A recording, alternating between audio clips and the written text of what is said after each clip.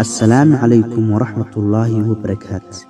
ولا الله يجا مسلم كايو ما أنت وحاندين هيا أفر كالمدود أو قالي واتكوه لسدكن حسنو أما كن دنبي إلهي سبحانه وتعالى كاقد عافيو.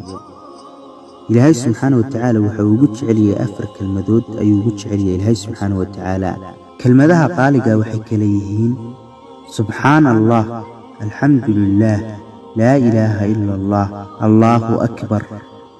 رسولك صلى الله عليه وسلم رسولك كسلي رسولك وحويري محاو مومنك اسكغد يعاين وكسبدكن حسنو hadii uu kari karo.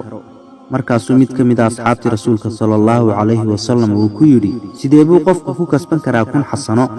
rasuulku sallallahu alayhi wasallam wuxuu ugu jawaabay inuu yiraahdo qofku 100 jeer subhanallah subhanallah ayuu ku kasban karaa inuu helo kun xasano ama kun dambiyadiisa ah in laga dhaafo oo Ilaahay subhanahu wa ta'ala uu ka dhaafo ayuu rasuulku inoo sheegay.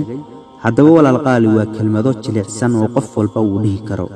haddaba walaal qaali ka faa'iideyso walaal qaali oo mar walba ku celceli walaal qaali wax walba khayra sii sheeri garay walaal qaali oo walaaladaada muslimiinta gaarsii meel walba ay joogaan.